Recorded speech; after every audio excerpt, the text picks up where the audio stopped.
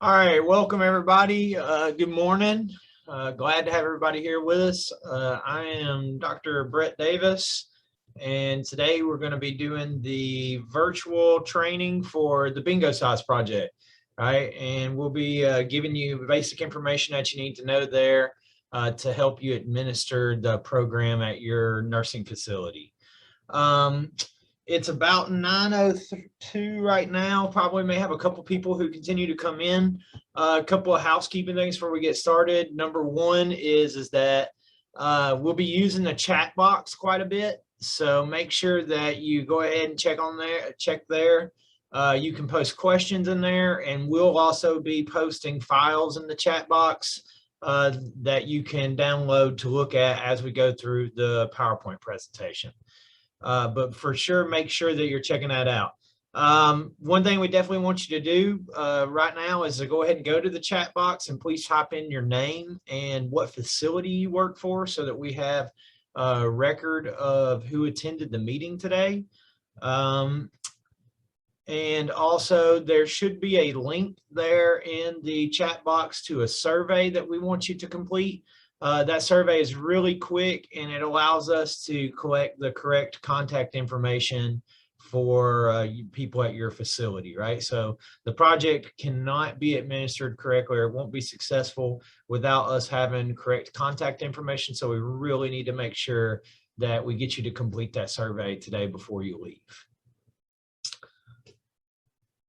All right, one other thing that I want to say is one unique thing about me is I'm legally blind, so Zoom is a little bit difficult for me. So please feel free, number one, if the PowerPoint presentation, something is not lined up with what we're talking about, please chime in and kind of let me know that so I can make sure that everybody stays on track.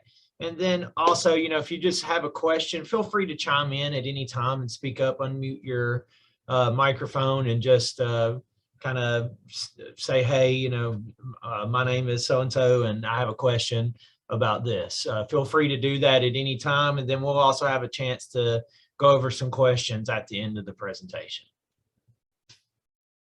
All right, so right now I'm going to work on sharing the PowerPoint with you guys. So give me 1 second to share my screen and then we should be able to get started.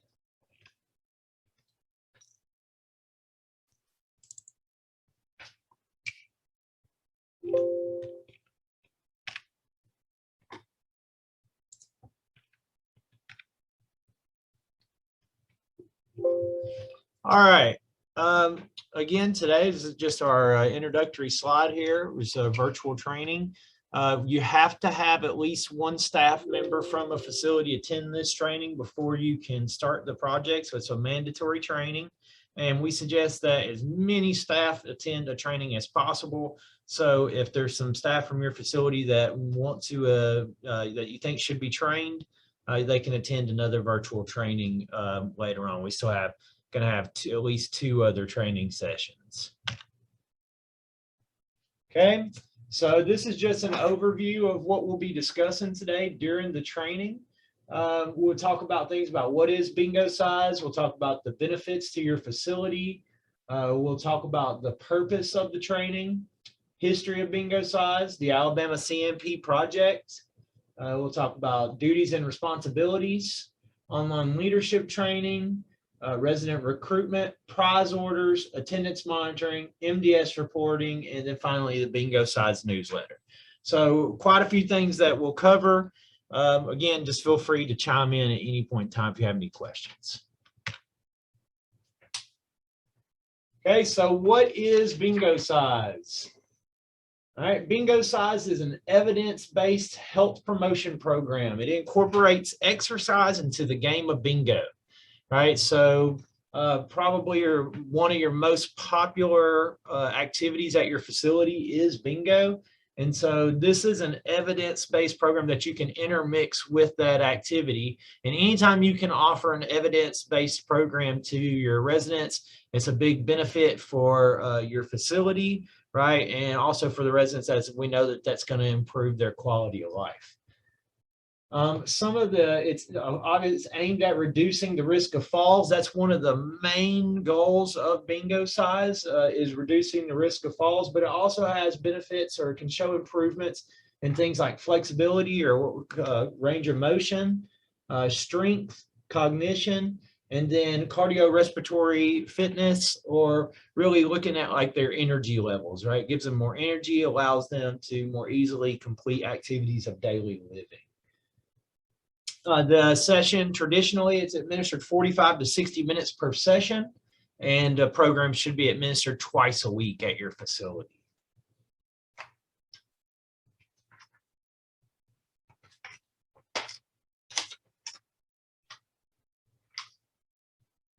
All right, so the next thing I want to talk about is what are the benefits of you offering this particular program at your facility, right? Number one, again, we said that it's evidence-based, right? And with anytime we can provide that type of programming, that's good for the residents. It's supported by ADPH and CMS. It's also more opportunities for your residents to play bingo. Again, that's probably one of the most popular activities, so more opportunities to play that. It just ensures that we get more social engagement for the residents, and we know that just that social engagement alone provides health benefits for them. We provide prizes through the project, so there's no cost to you in terms of prizes unless you exhaust the funds we give you there, and we'll talk about that in a little bit. And then there's online training is available for your CNF staff. So again, that's another benefit to your facility is that we hope we can train the staff, and that, you know, improving their knowledge helps improve the quality of care that they deliver to the residents.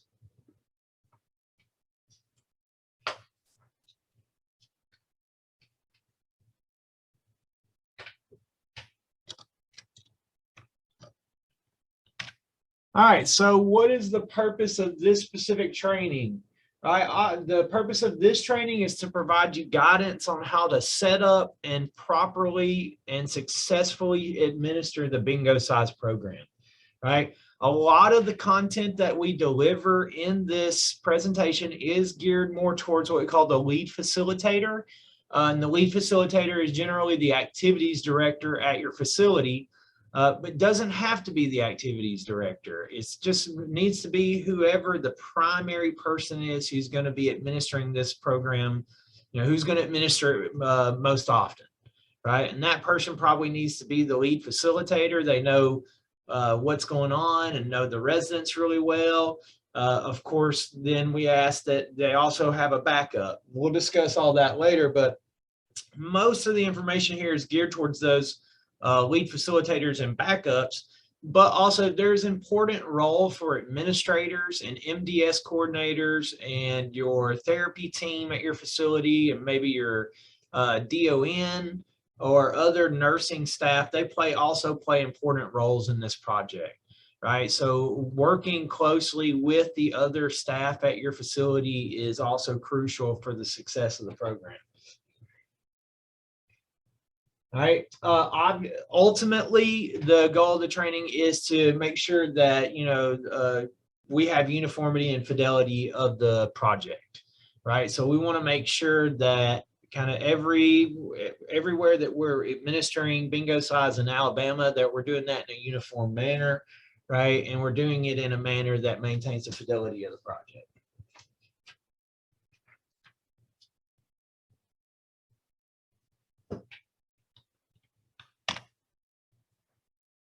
All right, so now let's discuss a little bit of the history of bingo size. Where did the program start at? Who started it? The first thing I would say is that the program was actually started by Dr. Jason Crandall from Western Kentucky University. Dr. Crandall is the director of the Center for Applied Sciences and Health and Aging. Through CASHA, his research team has about 6 years of experience working on these CMP projects and doing research with bingo size.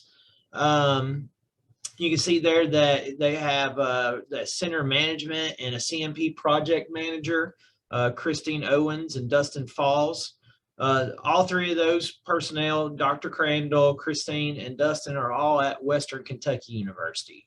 right? And you may see Western Kentucky University or CASHA on some of the materials that you receive. And that's just because we partner with them and they're kind of our mentors in this project.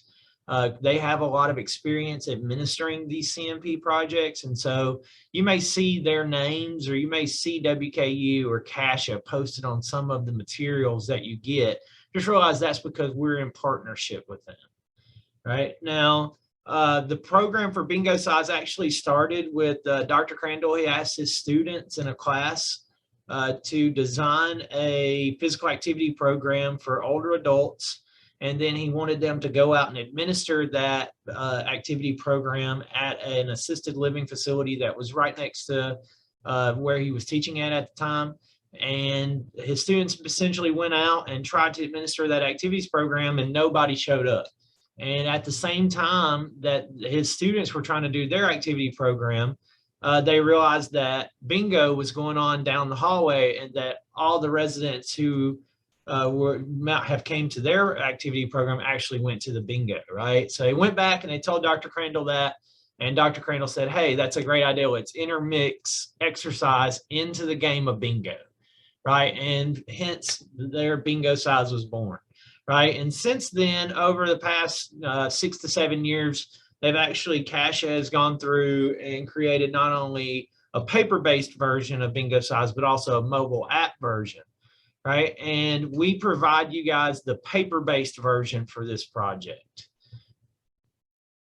Right. Since the development of bingo size, Dr. Crandall and his team at CASHA have gone on to receive several civil money penalty grant projects, right? The first one started out in the state of Kentucky, and you can kind of see their project map here.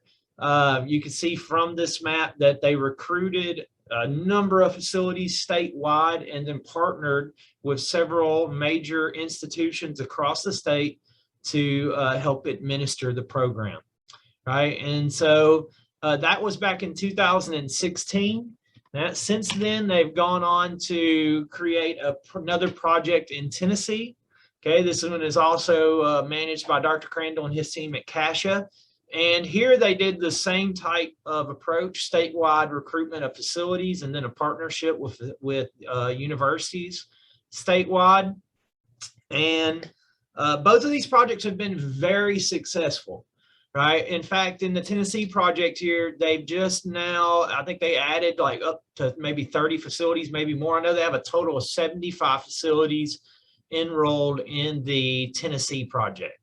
Right. So it's going very well in these other states. And we want to bring bingo size here to the state of Alabama, right, and mimic those projects administered in Kentucky and Tennessee, and hopefully have a successful project here as we did in Kentucky and Tennessee. So you can see here that we have this similar map, right? Along the left-hand side of this map, you can see that these are the institutions that we've partnered with across the state of Alabama to help administer bingo size. And right now we have 26 different facilities signed up for the project. So you kind of see that they're spread out all over the state as well. And we still have some slots to recruit more facilities. So we can't, hopefully, if you know somebody at another facility who might be interested in joining the project, right, we still have opportunities for them to do that. But just as another side note, while we started this Alabama project, these are not the only 3 CMP projects going on for bingo size. They've actually started CMP projects now in Mississippi. South Carolina just had an accepted project. Tennessee has one. Texas, Mississippi, if I haven't already said that. Minnesota, I believe, is another state that has one. So these CMP projects are popping up all over the United States with bingo size. And also they're administering bingo size internationally in Poland and Spain, right? So it's been well recognized to have great benefits and improvements for quality of life for the residents that it's administered with.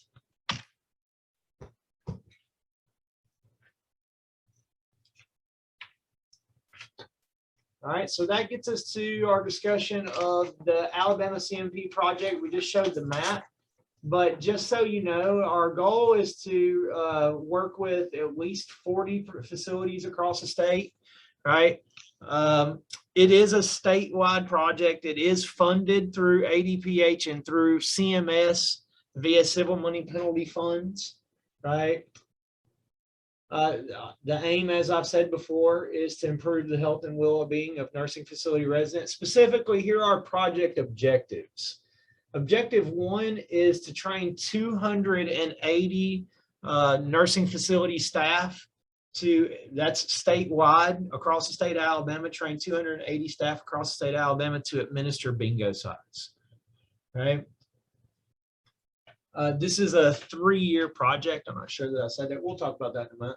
Objective 2, okay, is that we will work with 10 faculty from 6 universities across the state of Alabama. And amongst those 10 faculty, we hope to recruit up to 975 college students to come in and assist, okay, different facilities with the administration of bingo sites. Right, so our goal there is that we know that this population of older adults who live in these facilities is going to grow exponentially over the next 20 years. And we need more people to take on, more health professionals to take on careers in aging care. And so we hope that by recruiting them and getting them involved and having some interaction and developing the relationships with these adults at these facilities, that they find some passion for that and want to take on those careers and help care for those adults. All right, objective 3 is that we want to improve the quality of life of 1,800 nursing home residents across the state of Alabama throughout the 3-year project period. All right, so 40 facilities, essentially. At those 40 facilities, we're going to train 280 staff across those 40 facilities. We want to improve the quality of life, health, and well-being of 1,800 nursing home residents, and we hope to encourage up to 975 students to take on careers in aging care through their involvement in this project.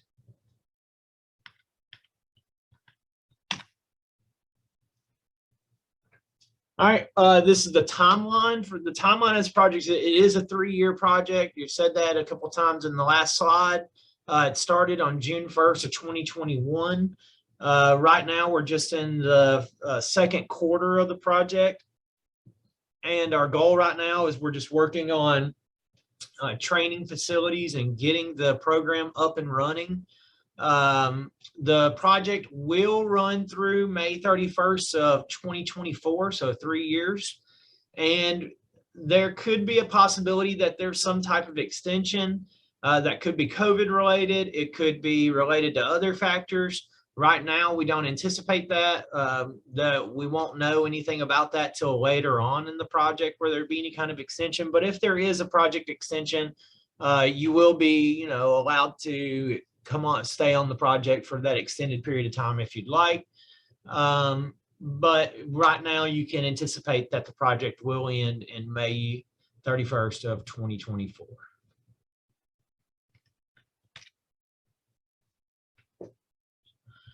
All right, so project personnel, right? Project personnel who you'll primarily work with, okay, with your involvement in this project are going to be myself, Dr. Davis.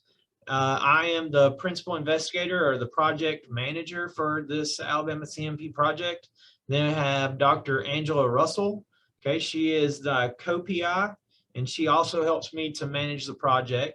So you'll see a lot of emails come from either Dr. Russell or I, and we just make sure that her email address and my email address are not being filtered out by you're being filtered into your spam or your junk files.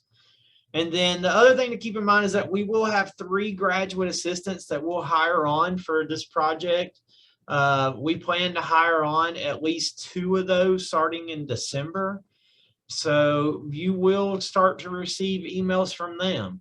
right? And it's important for you to have be receiving emails from Angela and I, right? Make sure they're not filtered into your junk, because we're going to send you emails to introduce those students to you, right? Those students will be assigned a number of facilities throughout the state to manage, right? And so you need to know which graduate assistant you are assigned to so that we can all communicate appropriately. Right, so just want you to know about Angela and I for sure, and then keep an eye out for in January, looking for announcements of who our added graduate assistants are and which of them you will be working with most closely.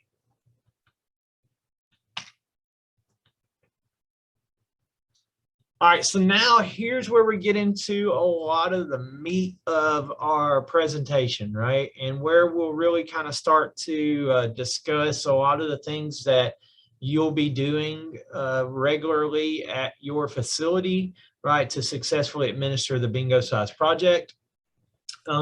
This is also where you'll probably want to check the chat box so that you can download files and view those as we discuss them. So let's talk about the duties and responsibilities.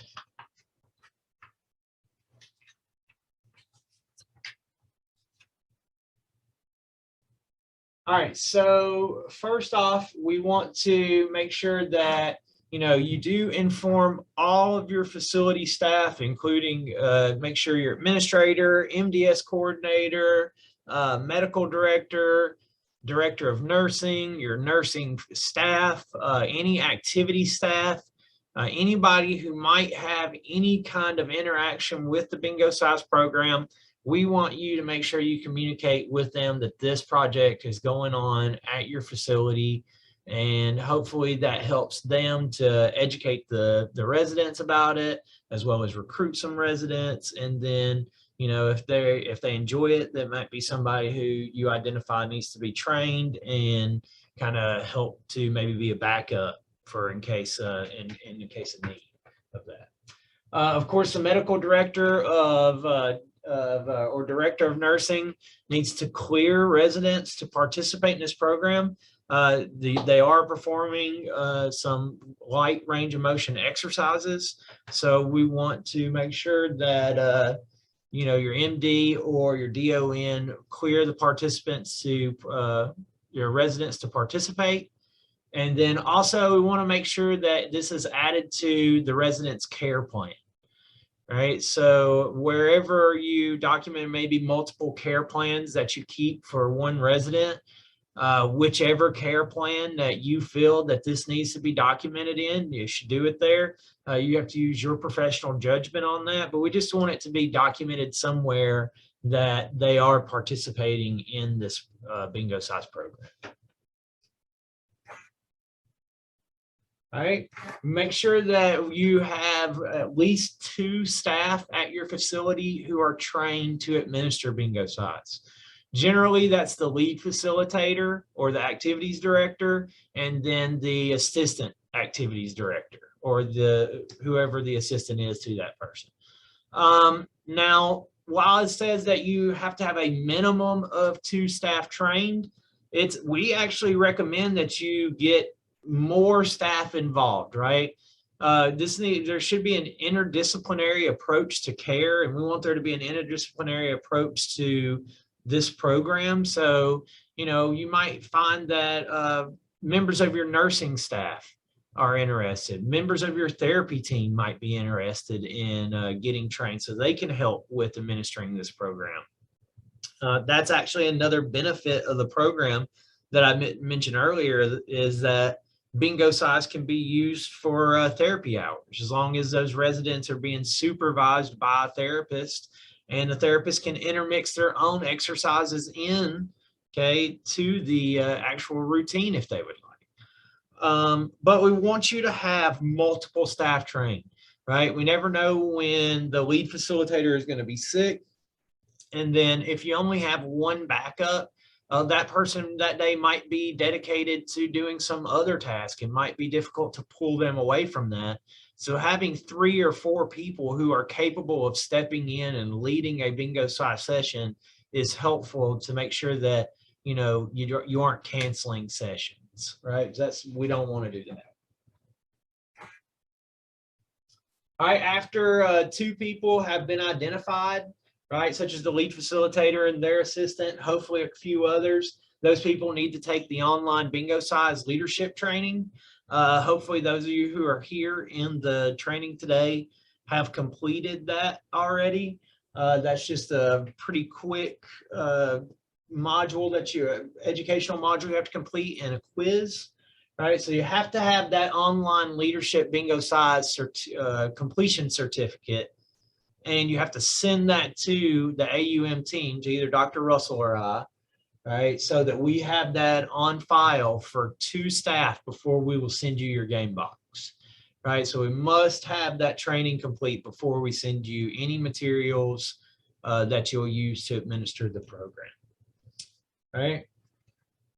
Next, after that, we want to make sure that you add the sessions to your activities calendar. That's another crucial thing that needs to be communicated to Dr. Russell and I. Is, hey, once, let's say, you want to start administering bingo size in November. Once you add it to, let's say, your November activities calendar, please report to us the days and time that you will administer it. Just keep in mind that the program has to be administered twice per week for 45 to 60 minutes per session. With the online, after completing that online leadership training, you should be given access to these range of motion sessions, which we'll talk about here in a minute. You can use that manual that's provided on there for each session. So everything's pre-programmed for you, making it easy for you to administer. We want you to always keep program materials and the binder updated. You may see reference to that binder on the next couple of slides. What that is referring to is a 3-ring binder that is included in your bingo size game box. And in that binder is just several forms that you'll use to collect data, and then also a policies and procedures form that kind of gives you an update of, or kind of keeps you updated or filled in on basic things you should be doing. We'll discuss all of those momentarily. We want you to inform residents, and we also want you to inform their families, right, about the program. We'll talk about some brochures and flyers that you can use to do that in just a moment.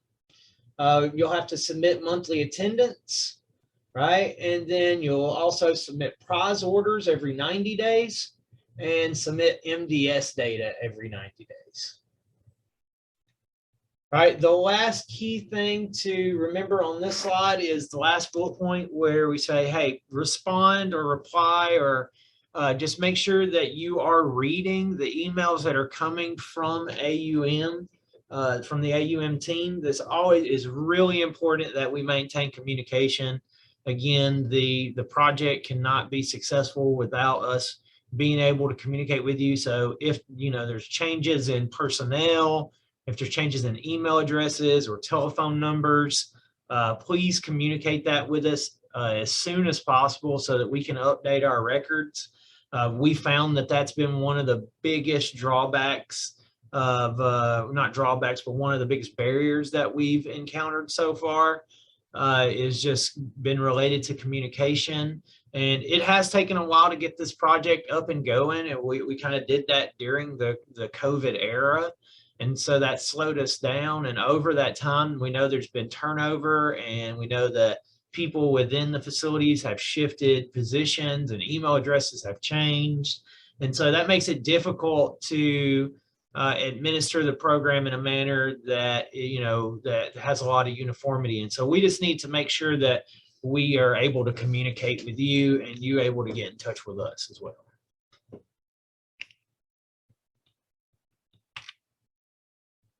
All right, so policies and procedures, right? This is where, when we start talking about these next couple of slides, this is where you refer to the chat box.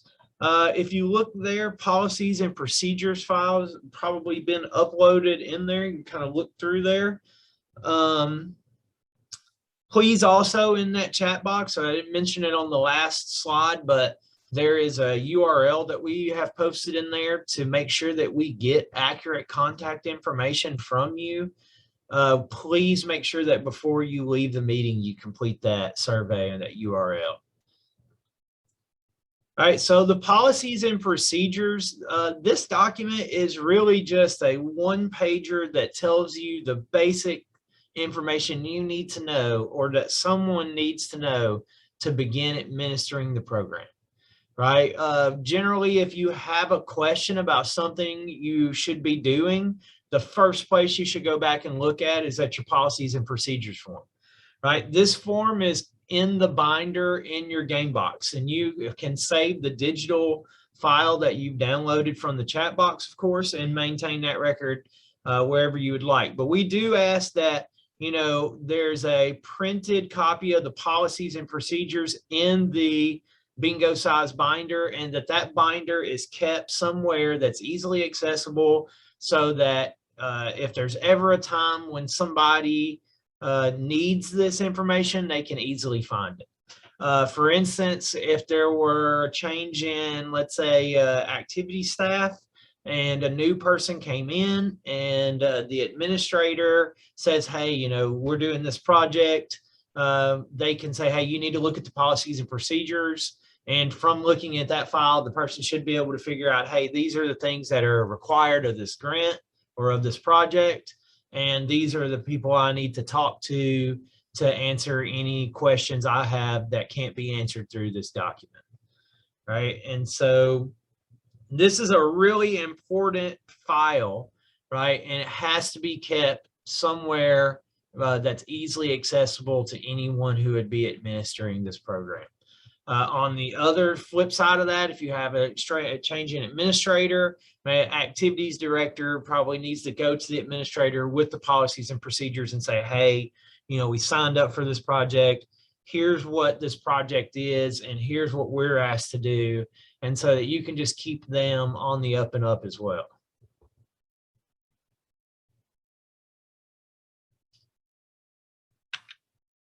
All right, following that policies and procedures there, you know that has to be on file. Before you can start administering the program at all, you have to complete the Bingo Size online leadership training. All right, we've distributed a link and instructions for this training. So you might want to go back and check your inbox or your spam or your junk file if you haven't received that. You can also, if you can't find it, you can always email Dr. Russell or I, and we can get you the link and the registration instructions. But once you have registered for the training, right, you're going to be taken to this homepage, and first you're going to be asked to kind of go through this educational module and complete a series of modules and quizzes. I have to complete the quiz with at least 80% score or greater. And once you have completed that, you'll get a completion certificate, right? That completion certificate has to be emailed to Dr. Russell and we have to have 2 for each facility before you can get your game box. It's important for you to realize that you have to complete that training, and then you have to ensure that we receive your training completion certificate in order for you to get project equipment or program equipment. Right, but once you have completed the training, probably takes about 2 hours. Okay, once you've completed that, you're going to get access to the Bingo Size homepage, and through that Bingo Size homepage, you can access all the materials you need to administer the program, right, as well as your training certificate. So within this homepage, you'll find an exercise manual, right? And that manual contains these range of motion exercise sessions, right? And these are the sessions that you can use to administer Bingo Size at your facility. We are trying to make administration of this program as simple as possible for you, so you have a number of pre-programmed sessions. All right, so what do those sessions look like? Number one, you'll see this file when you download your manual. You'll see this sheet, and basically this sheet just kind of gives you a rundown of how the sessions are set up, right? you can see that exercises are divided into upper and lower body, and that then there are a series or a section devoted to each one of those joints or muscle groups within the manual, right? Down in the bottom in yellow, it's basically telling you, hey, the information highlighted in yellow is telling you the number of bingo calls that you should do between each exercise, right? So as you kind of progress, when you're looking at these session layouts, you can see up at the top, it's saying, hey, you should do 5 bingo calls between exercises, right? And then in these tables, right, they're giving you exercises. For instance, on the left, in the middle, you have crossing the road, right? And in this particular instance, this particular exercise focuses on neck mobility, right? And so here you actually, in the center column here, it tells you, hey, these are the muscle groups that are involved in this particular exercise. And then it gives you the cues that you would use to instruct your residents on how to perform that activity. So they say, hey, look to the left, right? And look to the right. And you demonstrate that activity while you're kind of using those cues to show your residents how to do these. They're going to be probably simple things that many of them understand just by telling them what the name of the exercise is, right? And then in the far column to the right, it tells you the number of reps or the amount of time to do a particular exercise for, how long to hold a position for, right? And so everything here is already laid out for you, and you just continue throughout the manual, right? After you've done those 3, here are the next 3 for a session, right? So going along the same process. And then a few more. Now, while we're showing this here, as there's, let's say, 8 or 10 different exercises in this one session, we don't expect that you to do 8 or 10, right? It might depend upon the functionality of your residents. We say that your goal should be to administer somewhere probably around 8 exercises per bingo size session, right? And that may vary from facility to facility. Some facilities may get in 10 exercises every time, and while some struggle to get between 6 and 8 in, right? We want your focus to be is just administering the program and making sure that your residents are enjoying the program and that it's safe, right? That's what's most important, not packing in the exercises, right? So again, the goal should be to get somewhere around probably 8 exercises per session, right? And we want you to award, prizes every time somebody wins, right? We'll talk about that in a minute, but trying to get in as much bingo and as many of the activities as possible in that 45 to 60-minute time period, right? Also, you're not beholden to the exercises that are listed here, right? You can get a little creative with the exercises that you incorporate into, right, the bingo size sessions. So, you may say, hey, let's, put the can on the shelf, right? Say, pick a can up, put it on the shelf, right, with the right hand, then our left hand. And so you may do something like that that isn't incorporated in the actual bingo size session, and that's okay, right? As long as your residents are enjoying that. All right, after you've completed the training and you have some knowledge of how to administer the program, and you've looked at those materials and know how, kind of where to refer to or where to get those session materials, we want you to start working on training or recruiting residents, right? So this is, again, a facility-wide endeavor. We not only want you to recruit the residents that are currently living at your facility, but when new residents come in through the intake process, we want you to educate them about bingo size, right? And not only educating them, but educating their families, right? So this slide here is showing a brochure that it's not uploaded in the chat box. We'll distribute this digitally, But the brochure is used that you can give this to a resident, or you can give it to their family, right? And educating their family may be really important in being able to get them to participate in bingo size, right? Because the residents' families want the best outcomes for their loved ones. And so by educating them and saying, hey, we offer this evidence-based program that has great, has some great benefits and, can help improve or maintain quality of life for your loved one, hey, hopefully they kind of encourage them to participate, right? And also educating the residents themselves is great because, of course, they want to have that as high quality of life as possible as well, right? So this is a brochure. We want you to, like I said, distribute that. You can put those out somewhere in your facility. We'll distribute those to you digitally, and then you can print those and put them out as you see fit. We also have a flyer that we'll send to you. And this, again, is just something you can print out and post, almost like a poster in your facility on a bulletin board. And just as an advertisement for bingo size, to make sure that your residents know that it's going on, family members know that it's going on, facility staff know, and hopefully this helps to encourage some participation in the program.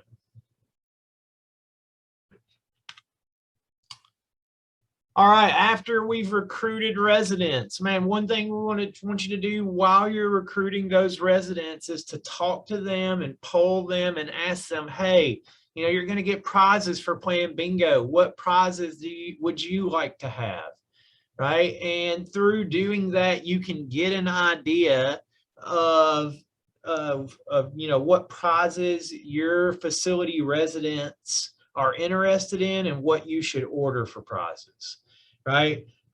It's important to know you're allocated $75 per facility per 90-day period. So for 3 months, we're going to buy you $75 worth of prizes, right? And those prizes are expected to last you the full 3-month period. If you run out of the prizes that we provide, then your facility is responsible for kind of making up the difference, right? Prize orders are submitted every 90 days. If we don't get a prize order from you, then we will place your most recent prize order that we've received from you, right? So it's important that if you want to change prizes, right, from one quarter to the next, that you do submit an updated prize order form before the deadline so that we can get you the prizes that you want. Here you can, the way this prize order form works, and you can download this prize order form is in the chat box. So again, you can check back there and actually go ahead and download the digital prize order form, and you can go ahead and fill that out today. In fact, we want you to do that. If you have an idea of what your initial prize order would be, please go ahead and fill that out and send that to Dr. Russell or I so that we have that on file, so that as soon as we send out your game box and have your training certificates, we can also go ahead and place your prize order, and you can be up and running, ready to go for starting in November if that's what you would like. But here we basically ask that you place your prizes in order of popularity. So in slot number 1, you would place your most popular item, right? In slot number 2, you place your second most popular item. In slot number 3, your third most popular item. And you just continue on in that manner, right, until you've listed the prizes that you would like to have, right? You can list up to 10 prizes there if you would like. You can also list only 5 or 6, right? We will try to order more of your most popular item than your least popular item, of course, right? But just realize that selections are not guaranteed, right? We order this stuff from Amazon and we ship it directly to your facility, right? So whatever, we're kind of restricted to ordering a quantity based off what the supplier has on Amazon. Now, that may or may not be a restriction, but we can't predict the future. So Just realize that we will try to order per your order form. We'll try to do that as closely as we can. All right, now if you look at the prizes here, most of the prizes that are available are personal care items. Snacks is one, and soft candy. While these items are suggestions, and these are the items that they found to be the most popular amongst residents in the Kentucky and Tennessee projects. And so we followed suit on that and said, hey, these are the suggested items that we would put on our prize order form. Realize that you're not necessarily beholden to these items. At some of the other trainings, facility staff have asked, hey, what if we have ideas for other prizes that are not listed here, such as door decorations, like holiday door decorations. And our response to that was, hey, that's okay. You can put that on the prize order form, and we'll try to order you some of those. We do ask that if you want a specific type of thing that's not listed here already, that you provide a URL from Amazon to show us, what it is that you would like for us to order for you, so that we can do that quickly and easily, right? But some other caveats about prizes is that soft candy is on here, and we do provide some of that. We know that that's a popular prize amongst residents, but we don't want you to focus solely on giving candy as prizes to bingo size winners, right? We want you to give out a variety of prizes, some that would be useful for them to have in their rooms for, bathing or eating or cleaning, or just any other kind of activities of daily living that you can think of that would be important for them to have those personal care items or sundries, right? So again, please go ahead and download this form and fill it out before you leave the meeting today. Email that back to Dr. Russell or I. It's also really important that when you fill out that survey that we talked about for proper contact info, or when you fill out your prize order form or any other form that you fill out for the project, it's important that you provide complete and accurate information. So on the prize order form, you'll see a slot for your name, a slot for your facility name, and a slot for your facility's address. Just please ensure that you provide complete and accurate information in those slots. For instance, with prize orders, I'm going to have these prizes shipped directly to your facility. So without an accurate address, street address, I cannot send you your prize order, right? So please make sure that you provide complete and accurate information where needed.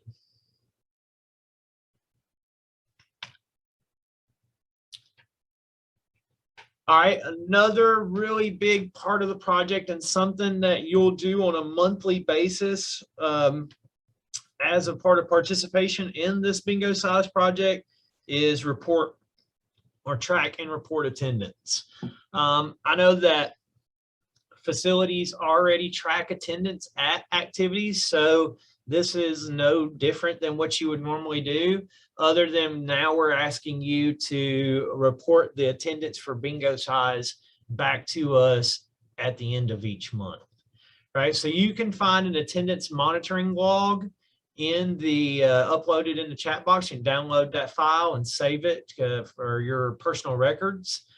But there's also should be some instructions there as well about how we want you to monitor attendance, right? I'm not going to pull up and share that file, but it might be helpful for you to download it from the chat box now and open that up as I'll be discussing it.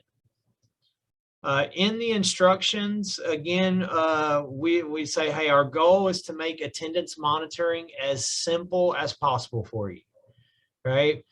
You do have to give participant or residents a participant ID, right? And we thought the easiest way to do that was for you just to number your residents. When you give them a participant ID, start your first resident as participant ID 01. Right, the next person who participates is 02 and 03, then 04, and just so on from there, right? There's no reason to add any type of complicated code to this. The biggest thing here is that if you look in the instructions file, in the first example that I provided in that table, you can see that I inserted a row there for resident name. Right, and then to the right of that row is a column, or to the right of that column is a column named participant ID, right? And you can see that I believe we labeled Jane Doe as participant ID 01, right? And then you're just from there, you're keeping up with the dates of the sessions, right? And then marking who was present on that day, okay?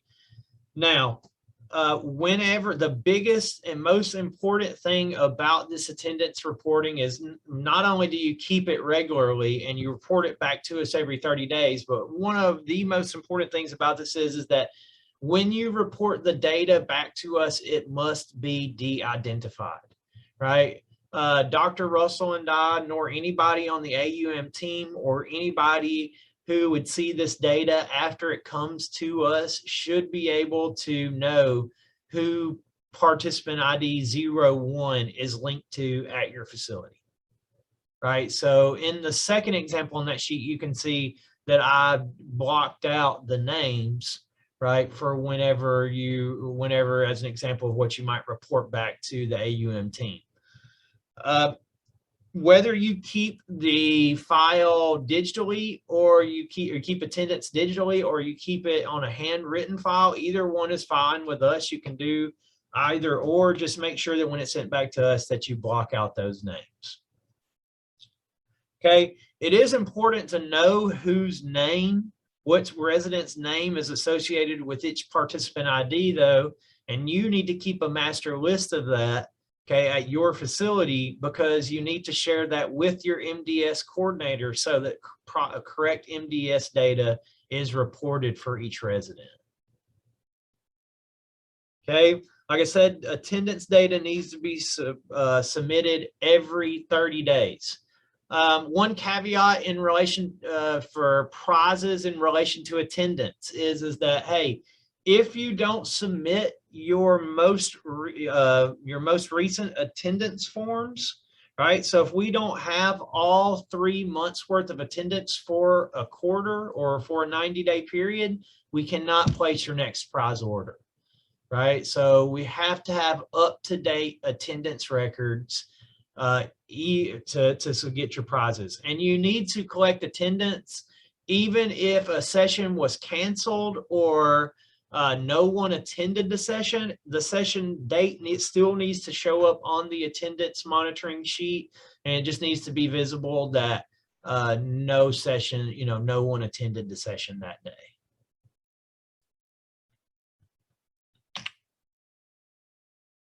All right, we'll come back to that slide. That one's out of order, apologies.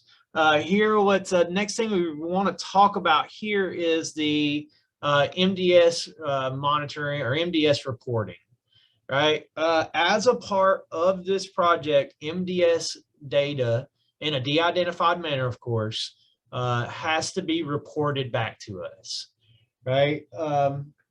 This is the data that we basically use to show efficacy of the program, right? And we report this analysis of this de-identified data back to CMS. So it's really important that you communicate, if you're the lead facilitator or the assistant facilitator or the administrator, that everybody communicates, but that we make sure that MDS know that MDS data has to be reported back every 90 days as a part of the project, right? What this data does by submitting it back to us, it allows us to to analyze or assess direct improvements in residents in several different variables, right? So those variables include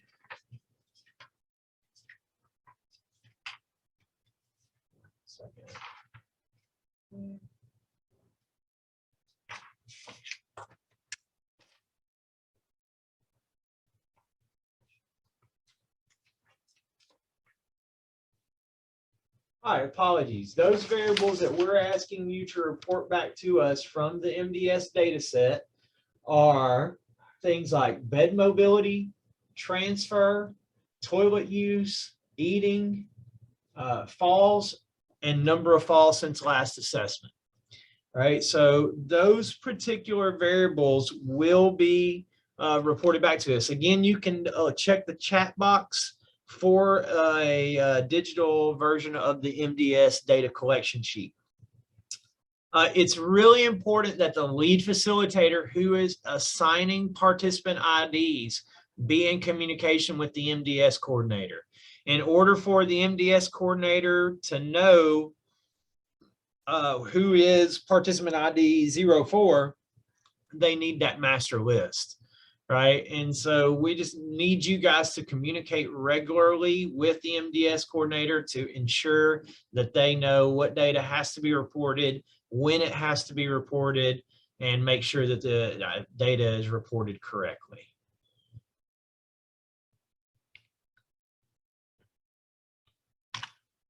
Okay. Those are all of the major duties and responsibilities that we want you to carry out. The last thing we want to talk about is the bingo size newsletter. All right. As a part of this project, we will distribute a newsletter every month, right? And once we hire on our GAs, starting in January is when we'll start sending out this newsletter, at least on a monthly basis, right? And in that newsletter, we'll have a variety of different types of information. So it's important for you to keep an eye out for the bingo size newsletter. We really want you to distribute this newsletter to other staff in your facility. You might post it somewhere in your facility or on your social media page or on a web page, wherever you keep files on record. And just that way that other staff can see it and have some knowledge of the program, as well as, you know, staff can help distribute it to the residents so that they know about bingo size and can get the beneficial information that's presented in here. Some of the things that come inside of the bingo size newsletter, a lot of times we do spotlights. So spotlighting a particular staff member at a facility. So let's say that Julie at Riverview Nursing Home is doing a great job with administering bingo size. They have great participation, and, you know, we contact Julie and say, hey, Julie, we know it's going really well for you. We want to, you know, make some pictures of your residents doing bingo size, and we want to write a little blurb in our newsletter about you and how well your facility is doing, and use that to help encourage other facilities to join the project or to, you know, just be more motivated to administer the program with their residents, right? So we'll spotlight different facilities and different staff within those facilities. We might also spotlight university partners, right? So maybe either students, graduate students, or university faculty or undergraduate students who are involved in the project and are doing a really great job, and we want to acknowledge them. So we might see something in the newsletter about them. We might provide important health information in the newsletter, right? So there might be topics that we think are really important to educate your staff or to educate your residents about.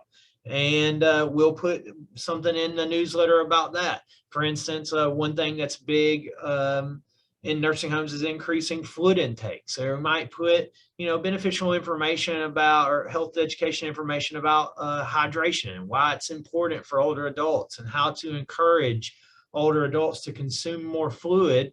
Right, something like that might be in the newsletter and would be good beneficial information for you to be able to, you know, incorporate into bingo size session, right, as well as to spread amongst the information amongst your residents and amongst your staff.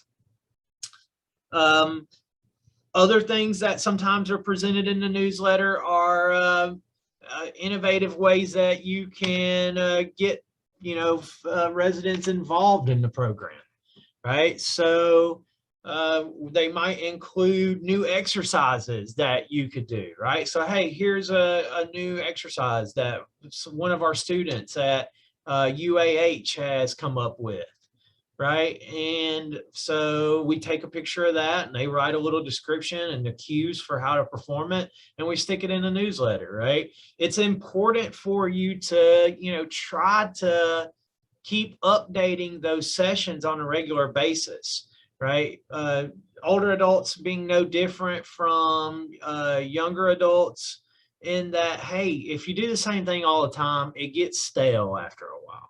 And so being able to mix in some new activities that, get a laugh and also, kind of mix things up a little bit is really good for maintaining social engagement and maintaining the fun aspect of the program, right? So, and just be creative with that on your own as well. But we'll put stuff like that in the bingo size newsletter.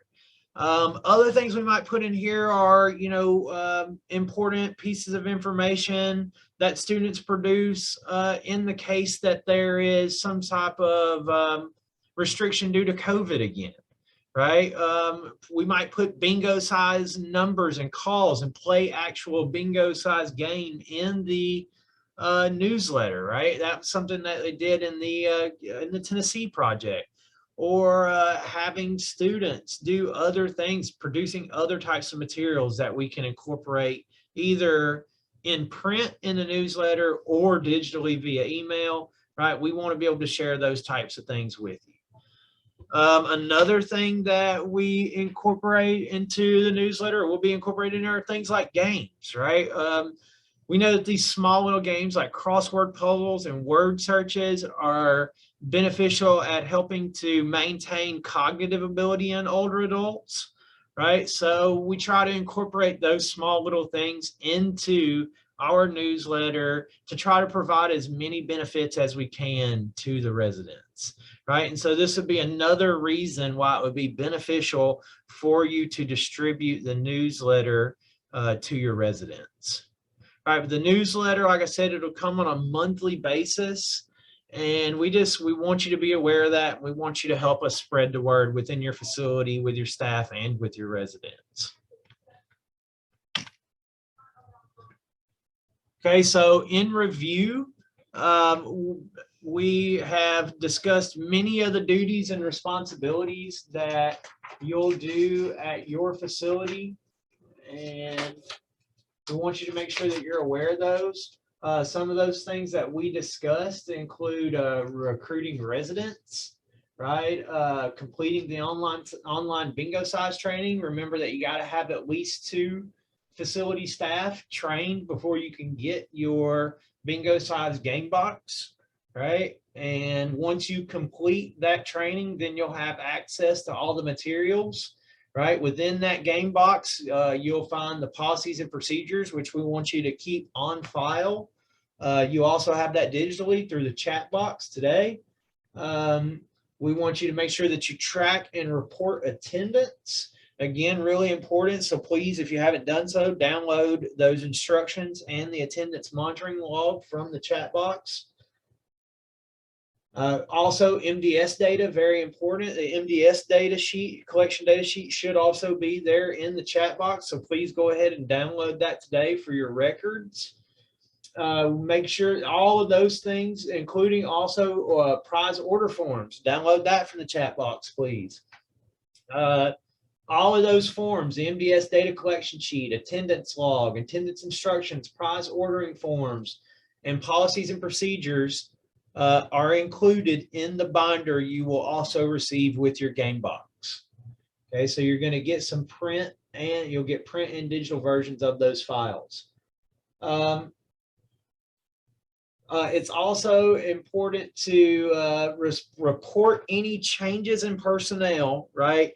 And respond to any emails that we send you regarding this bingo size project, right?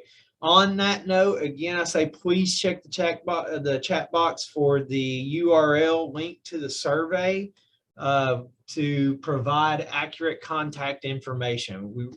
Please don't leave the meeting today without completing that survey and downloading those files. With that being said, that concludes our training from here, right? And we just ask that, hey, you know, we're here to support you and make administering this program as easy as possible for you. We're here to help. So we just ask that at any time you have questions or concerns, that you reach out to us, you communicate with us.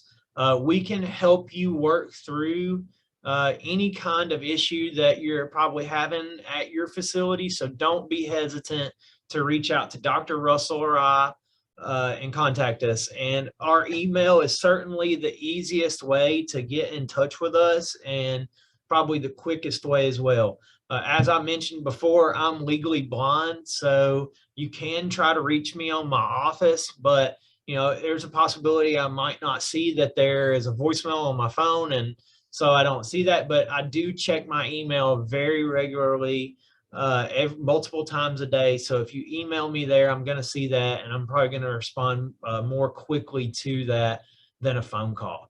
And then, of course, after email exchange, if we need to schedule a phone call or a Zoom conference to help, you know, guide you through any questions or concerns you have, we're more than happy to do that. But just please maintain regular communication with us if you can. Okay. With that being said, now's the time where I kind of step back, and I don't know if anybody have any questions or concerns that you want to share with us now after seeing this information presented in the training.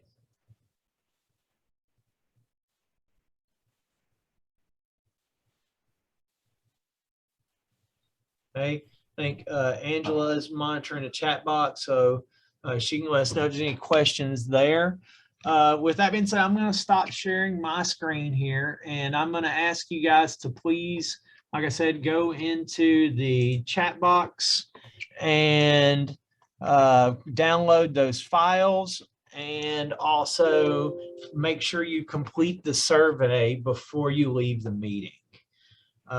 With that being said, I'll be here. If you do have any questions or concerns, feel free to kind of holler those out at us.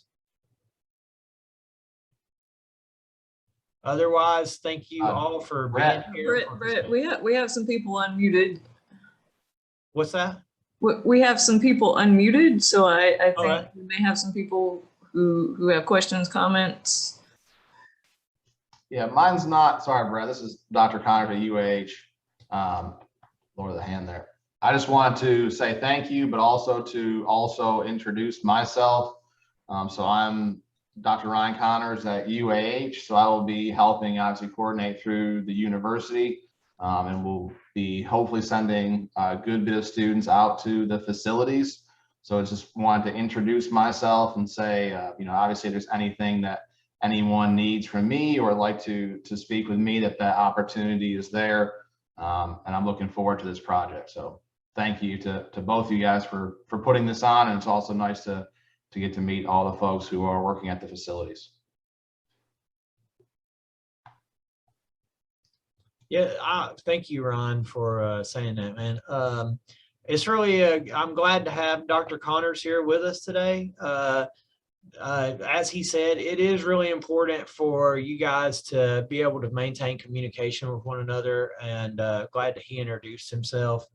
I would say that what I'll do for Dr. Connors is I'll send him the contact info that I have for personnel at the facilities in Madison and Huntsville and Athens and other, you know, areas surrounding Huntsville that might be the facilities that he would send his students to. And then at any point that there's any kind of concern, I can link you up certainly with Dr. Connors, or we can all schedule a Zoom conference meeting together if there's any type of questions or concerns that facility staff have in relation to university students.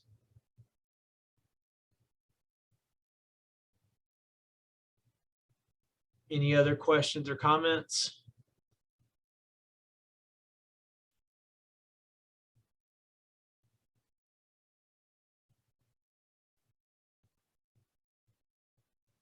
Okay. Again, please complete the survey there in the chat box. Make sure that you type your name and the name of your facility in the chat box as well, so we do have some record of who attended, and download those files.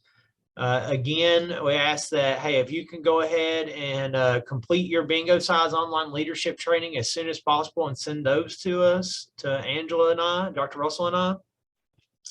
Also, go ahead if you can and complete your prize order form, right? That's also important to help you get started with this project.